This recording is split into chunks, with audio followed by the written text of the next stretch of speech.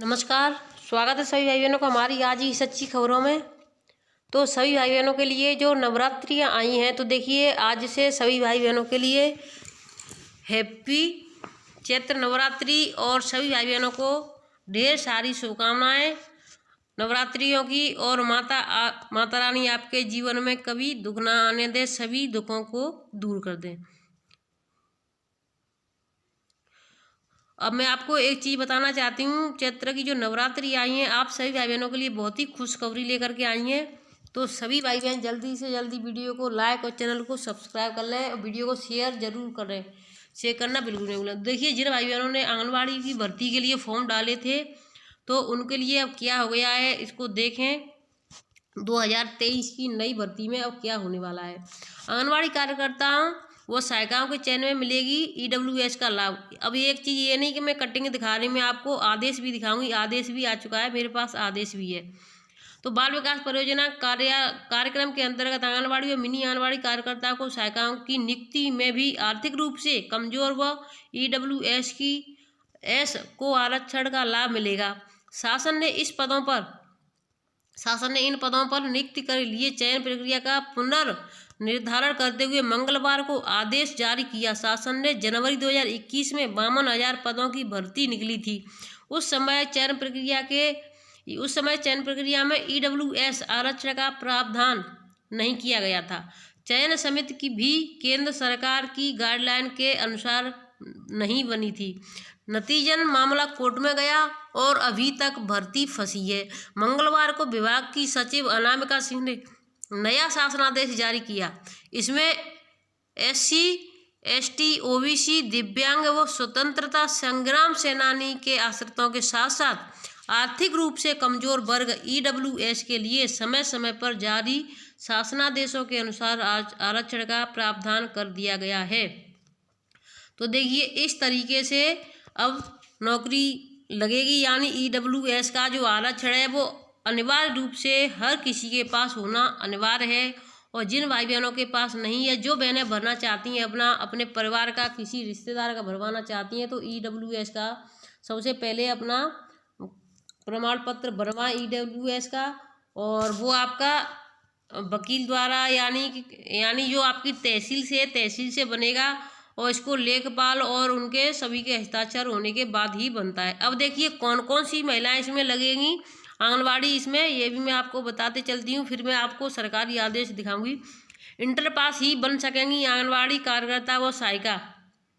अगर अब इंटर से कम है तो वो आंगनबाड़ी सहायिका आशा यानी ना कार्यकर्ता बन पाएंगी और सहायिका बनेंगी या नहीं, इसमें हम बताते हैं। 51,000 आंगनबाड़ी कार्यकर्ता व सहायिकाओं की भर्ती का रास्ता हुआ साफ।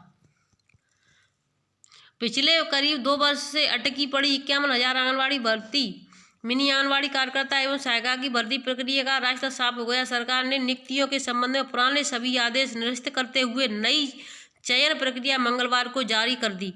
इसके साथ ही जिले में यदि कोई पुरानी चयन प्रक्रिया चल रही होगी तो उसे भी निरस्त माना जाएगा।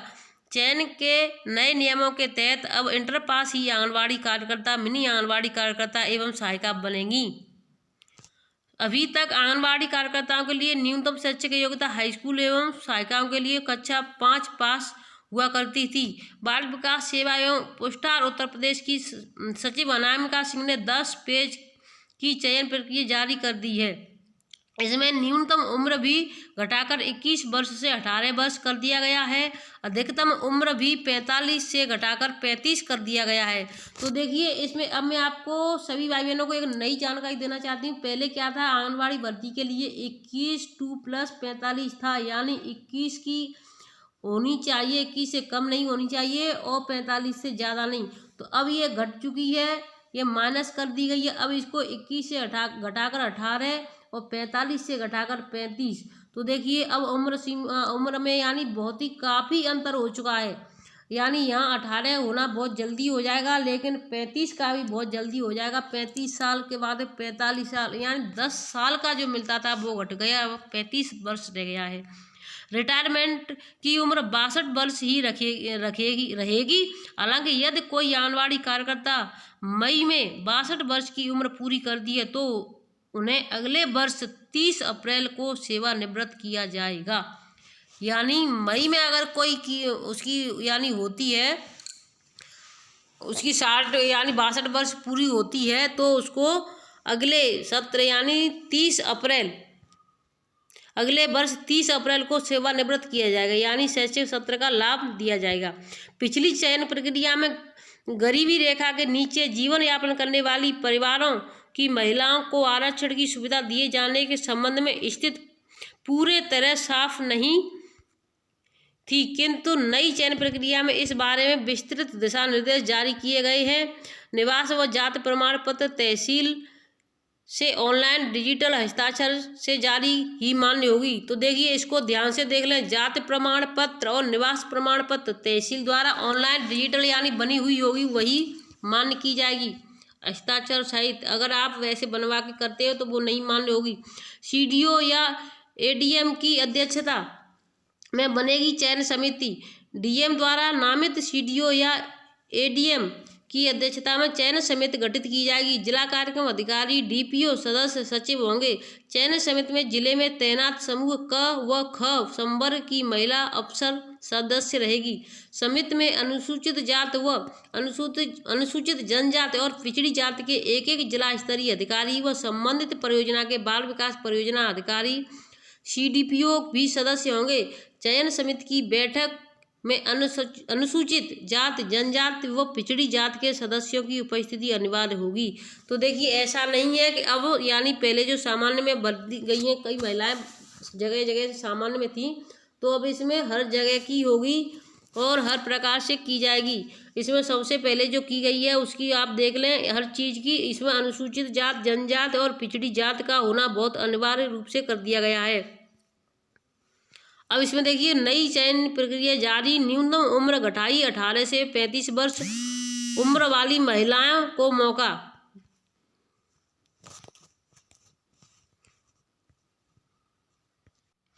तो देखिए, नई चयन प्रक्रिया उसमें मैंने आपको बताया। अब इसमें क्या होगा, देखिए, जिला स्तर पर डीएम पूरी कराएंगे चयन प्रक्रिया, यानी जो डीएम होंगे जिला स्तर पर। जिस तरीके से सुपरवाइजर भर्ती में जो आंगनबाड़ियों के प्रमोशन हुए हैं उसमें भी डीएम सीडीओ रखे गए थे, उसी तरीके से अब आंगनबाड़ी भर्ती में भी आंगनबाड़ी कार्यकर्ता व सहायिकाओं की भर्ती प्रक्रिया जिला स्तर पर जिला अधिकारी द्वारा पूरी कराई जाएगी। निदेशक बाल विकास सेवा एवं पुरस्कार एनआईसी से केंद्रीयकृत प्रारूप विकसित कराकर वेबसाइट पर अपलोड कराएंगे। आवेदन केवल ऑनलाइन विभागीय वेबसाइट पर ही भरे जाएंगे। अब ये सब हो चुका है, लेकिन उम्र घटा दी गई है, ये बहुत ज़्यादा खराब है। चयन में इन्हें मिलेगी वरीयता, यानी किन किन को वरीयता मिलेगी ये देखें। उसी ग्राम सभा व शहरों में उसी बाढ़ की गरीबी रेखा से नीचे जीवन यापन करने वाली परिवार की विधवा महिला, यानी या तो उसी ग्राम की हो, ग्राम सभा की हो, यानी जैसे जैसे मजरे हो जाते हैं एक ग्राम सभा में 2 से 3 गाँव हो जाते हैं छोटी छोटी टुकड़ों में, तो वो उस ग्राम सभा की होनी चाहिए, या शहर में है तो उस बाढ़ की होनी चाहिए, और गरीबी रेखा से नीचे यापन करने वाले परिवार या विधवा होनी चाहिए। अगर कोई विधवा है तो सबसे पहले उसको वरीयता मिलेगी, चाहे किसी का कितना भी यानी कि मेरिट क्यों ना हो। गरीबी रेखा से नीचे जीवन यापन करने वाली तलाकशुदा व परित्याग महिला को मिलेगी वरीयता। बीपीएल न मिलने पर गरीबी रेखा के ऊपर की महिलाओं के चयन पर विचार। किसे कितना मिलता है मानदेय प्रोत्साहन राशि सहित। आंगनबाड़ी कार्यकर्ता को मिलते हैं 7,500 रुपये, मिनी आंगनबाड़ी कार्यकर्ता को मिलते हैं 6,000 रुपये और सहायिका को मिलते हैं 3,750 रुपये। वो भी किस तरीके से, देखिए अब मैं आपको एक और इसमें क्लियर कर देती हूँ। जो मैंने फॉर्म डालना चाहती हूँ, देखिए आंगनबाड़ी कार्यकर्ता को 7,500 रुपये लिखे हैं, यहाँ पर सिर्फ 6,000 रुपये मिलते हैं। और जो प्रोत्साहन राशि इसमें जो लिखी हुई है प्रोत्साहन राशि का किसी बहन को पैसा मिलता है, किसी को नहीं मिलता है, इसमें कुछ नहीं है, लेकिन जिसको मिलता है उसके हो जाते हैं 7,500 रुपये और जिसको नहीं मिलता है उसके होते हैं 6,000 रुपये। और इसी तरीके से आंगनबाड़ी मिनी के भी कम हो जाते हैं 1,200 रुपये इसमें से। अब इस तरीके से जो सहायिका है, यहाँ पर जो सहायिका है तीसरे नंबर पर, तो इसके भी 750 रुपये कम हो जाते हैं, तो इसको मिलते हैं यहाँ पर 3,000 रुपये। अगर आंगनबाड़ी को प्रोत्साहन राशि मिलेगी तो इसको मिलेगी, अगर आंगनबाड़ी को नहीं मिलेगी तो सहायिका को भी नहीं मिलेगी। इस चीज़ का आप सभी विशेष ध्यान रखें। तो जो पहले पुरानी जो भर्ती थी 2021 वाली वो निरस्त कर दी गई है। अब नई प्रक्रिया शुरू हो चुकी है। अब रिक्त जो फंसे पेज पड़े थे वो सब खत्म। अब देखिए मैं आपको सरकारी आदेश भी दिखा देती हूँ। चलो आप बहनें ये समझ आएंगी कि आदेश नहीं दिखाया। तो देखिए ये इस तरीके से यहाँ पर होगी ये मेरिट सूची, ये भी देख सकती हैं आप सभी भाई बहन। तो वीडियो थोड़ा लंबा हो जाएगा, ये 3 से 4 पेज का है, तो इसको हम शाम की वीडियो में डाल देंगे आपको सभी भाई बहनों को। देखिए इसमें वही है लेकिन थोड़ा बहुत इसमें अलग है। EWS का होना अनिवार्य है और यानी प्राप्त 10% हो, 10 से विभाजित करने पर उत्तर प्राप्त हो वही उसका अंक माना जाएगा। यानी देखिए मैं आपको शुरू से समझा रही हूँ, तो एक ही श्रेणी में एक से अधिक पात्र अभ्यर्थियों के उपलब्ध होने की दशा में सभी अभ्यर्थियों की मेरिट लिस्ट बनाई जाएगी। यानी अगर एक से अधिक अभ्यर्थी आते हैं और उसमें सबकी मेरिट एक जैसी बनती है, आंगनबाड़ी की कार्यकर्ता, मिनी आंगनबाड़ी कार्यकर्ती व सहायिका के सभी पदों के लिए न्यूनतम शैक्षिक योग्यता इंटरमीडिएट है या समकक्ष एवं अधिकतम शैक्षिक योग्यता स्नातक के आधार पर मेरिट तैयार की जाएगी। यानी इंटर से कम नहीं होनी चाहिए, MA होनी चाहिए। अगर आंगनबाड़ी है तो MA भी उसकी ली जाएगी, स्नातक।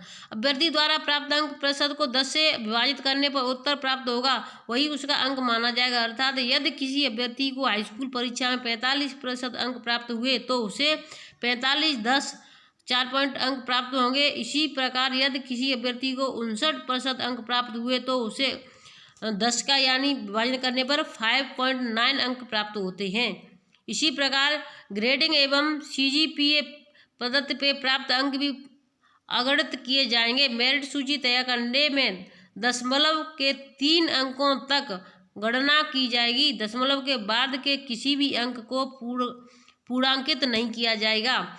समस्त परीक्षाओं के अंकों को जोड़ने के पश्चात मेरिट लिस्ट तैयार की जाएगी। यदि एक से अधिक अभ्यर्थी समान अंक प्राप्त करते हैं तो अधिक आयु वाले अभ्यर्थी को वरीयता दी जाएगी। यदि एक से अधिक अभ्यर्थी अंक व आयु भी समान हो तो अधिक शैक्षिक योग्यता रखने वाले अभ्यर्थी को वरीयता दी जाएगी। तो देखिए ये इसमें रख दिया गया है। अब इसमें एक चीज़ और मुझे इसमें दिखाई दी है लेकिन उसको मैं शाम की वीडियो में 3 से 4 से 5 पेज है तो इसको शाम की वीडियो में मैं बताऊंगी। इतना आपको जानकारी कर लीजिए कि जो पहले की 2021 की जो थी वो ख़त्म, अब 2023 की आंगनबाड़ी भर्ती शुरू 52,000।